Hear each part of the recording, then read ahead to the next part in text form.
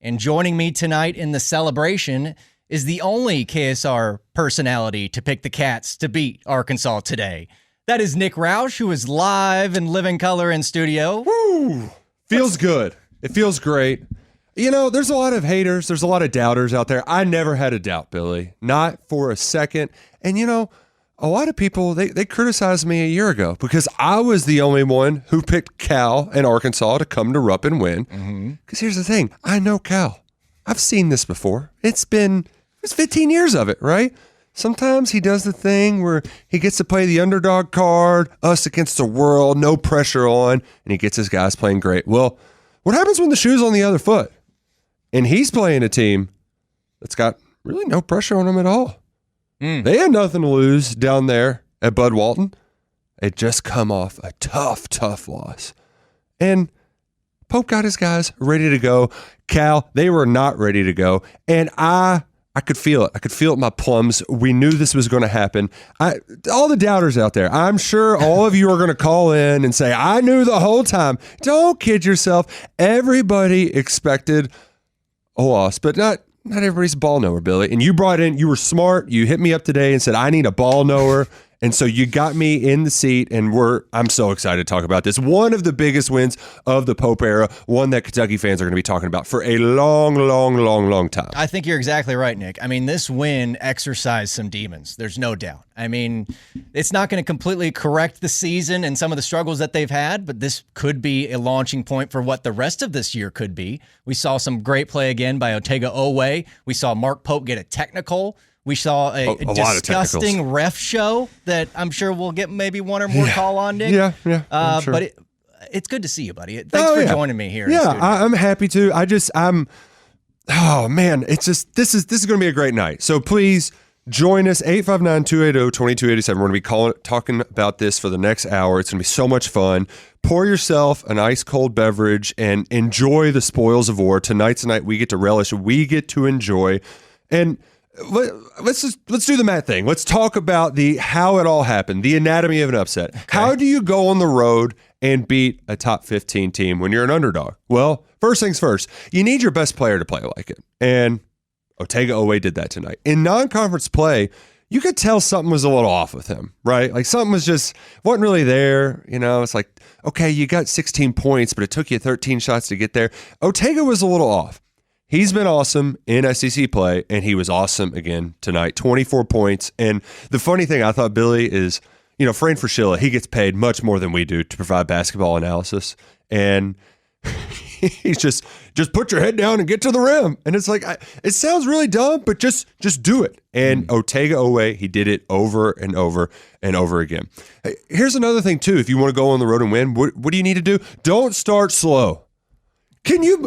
I can't believe it. No, I can't. It felt like the last month they've just been walking out there like Malik Thomas with a shovel, going to work and digging themselves in a hole every single game.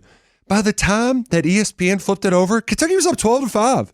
There was a lot of people who were just like, I don't want to flip it over to ESPNU. This game is almost over anyway. I'm not going to miss anything. They're going to be down. Oh, no. Kentucky starts hot. They put game pressure on Arkansas. And when you're the underdog, you got to apply pressure in tense moments. And the other part, like, basketball is a shot-making game. It's very simple. The team that makes shots, they're going to win. Kentucky made 54% of their shots. More importantly, they outscored Arkansas by 9 points at the three-point line, and they also made 3 more free throws. Not the best free throw shooting night for either team, Mr. Rutledge. Well, you talk about this fast start. I mean, they started 10 of 11 from the field. 10 of 11. I mean, how bad was the start versus Vandy? I think they were 3 of 20 to start that game. To then go 10 of 11. I mean, I don't know if this team only thought that they had one game this week and they were just so focused on beating Cal and Arkansas. But to go into your arena and beat your team. Yeah. Heard that one before. Heard it before. It was just sweet. And just how much the loss last year was crushing. We spent the entire year saying they had to win one game last year. It was Arkansas at Rupp Arena. For Pope to win this game now in Arkansas, when Arkansas is the highest rated team in the AP right now in the SEC at 15. And with how bad Kentucky's been playing, this is it's a momentous occasion. There's no doubt. And the other part, when you get in these games against big time teams who, like, let's face it, they're more talented than Kentucky, right? This is a flawed Kentucky basketball team. Probably not going to be winning SEC championships and going to Final Fours, but they're good enough to beat good teams. It's just how do you react when things get tight? And let's be real. There was a moment there where a lot of that doubt, that first half joy and jubilation, people started thinking, oh, God, they're going to lose to Cal again, because things got off the wire. When you want to upset a team on the road, you got to weather the storm when things aren't going your way. And by God, Billy, I don't know if things could have gone worse for that short little stretch where 3 technical fouls were called in 38 seconds. Right, wrong, up and down, up or down. I don't know if anybody could predict what Doug Shows was going to do in those 38 seconds today. So the first one, Brandon Garrison. He earned it. He did a Brandon Garrison thing. He's doing a little tough guy thing. Which, dude, you just played awesome defense on Darius Acuff. Okay, but you don't have to just flex dim bones right over top of him. That was a very dumb BG thing. And okay, I get it. Let's move on. The technical that Doug Shows called on Mo Diabate. I'm so glad, so glad that we are talking about this after a win. Oh, yeah. Because you sound like a sore loser to talk about bad calls after a loss. But Billy, it's not hyperbole to say that might be the worst call in the history of officiating. I mean, the hook, I guess it was last Saturday. The hook. That where Owe was getting grabbed. I mean, that was a terrible call.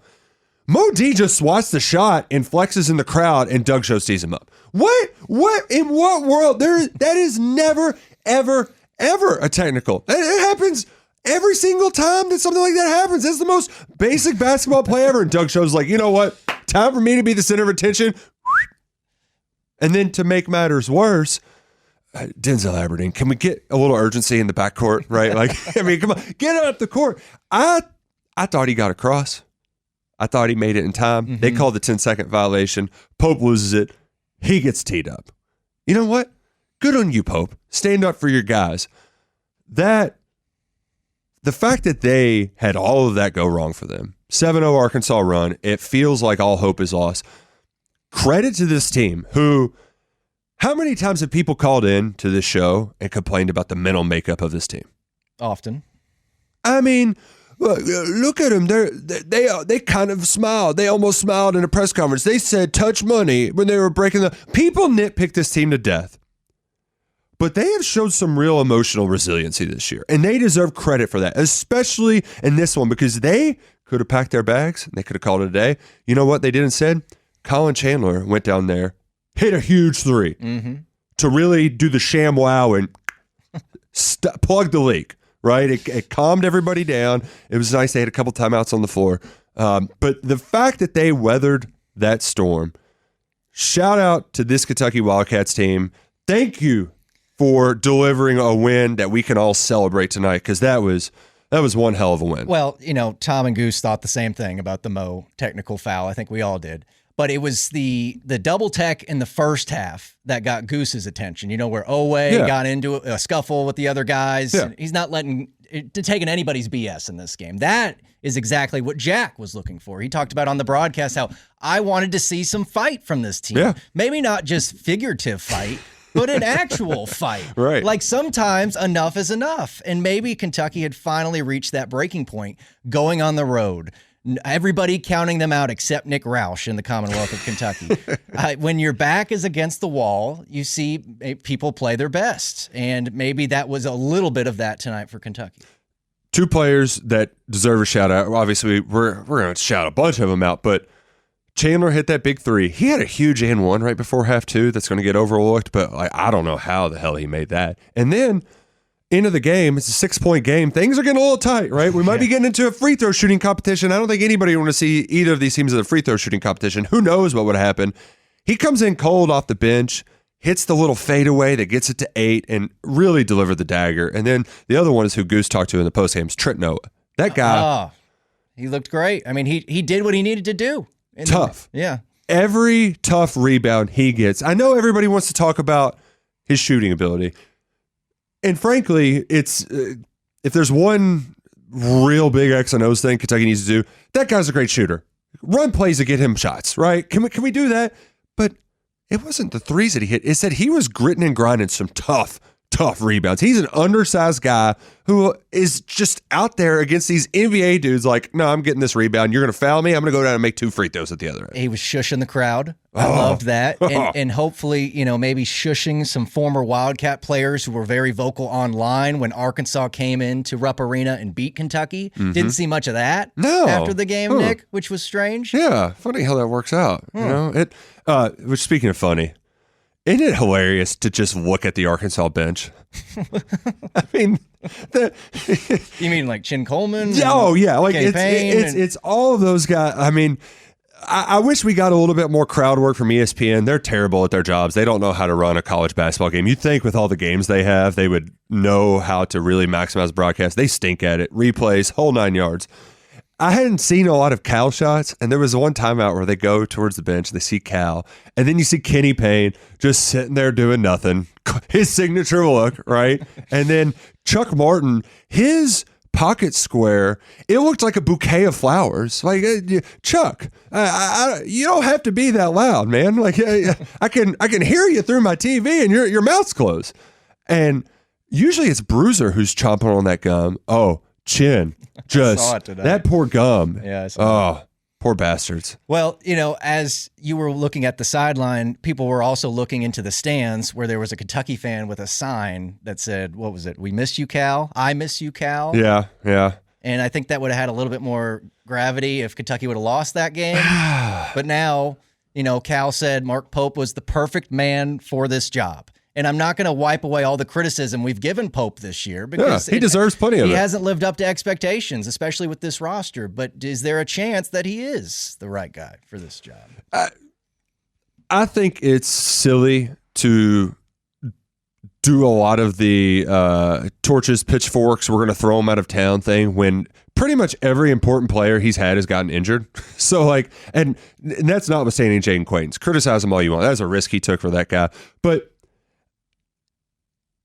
I will give Pope a lot of credit for masking his mistake. His big mistake this offseason was that he got away from his formula, right? Like the way that Mark Pope coaches basketball teams, it's not with a roster built like this. He felt like he needed to build a roster like this to win games like tonight against Arkansas in the SEC. Well, you know what? He doesn't really know how to coach that way, though. So that's what's gotten us into this predicament to this point because he's not used to coaching guys like this. Not a lot of shooters to space the floor out. But you know what? He's figured it out. And you got to tip your cap to him, give him a lot of credit. Another top 15 win. I know Corey Price had a stat for that, but last year, Kentucky set the record for top 15 wins against AP opponents. So add another one to him. I guess that's 10 so far in his short 2-year tenure. He has still plenty to prove, but and a lot to work on. But to go out and get your guys to bounce back after that Vanderbilt game, right? Because a lot of what people question Pope about, Billy, is it's that intangible stuff. Pope's soft. Is he even screaming? Is he built for this? He can't do it. He took one to the chin. His team, they got their ass kicked. That was as bad as it could get on Tuesday. And what did he do? He got his guys back in the gym. They didn't waver. They didn't flinch. And he got them ready to play. They started fast for the first time forever. They fixed some big problems. What a concept. It's not a perfect team. And it's not going to be a perfect team. But they're going to deliver some fun wins. And I know there's a lot of people out there right now listening who probably said, hey, we're not going to get a lot. But if we could just get one, get the one at Arkansas. If they didn't say that, they said get the one at Tennessee. Well, he got both of them. And then embarrassed against Vandy, but then you come back and win a big game like this. Like it's impossible to predict unless you're Nick Roush. Unless you're Nick Roush making the picks. Well, they pay me the big bucks, Billy. You ready to take some calls? Oh, cannot wait to take some calls. It's going to be a glorious postgame show. Drinking Arkansas tears. We're going to be calling the Hogs. 859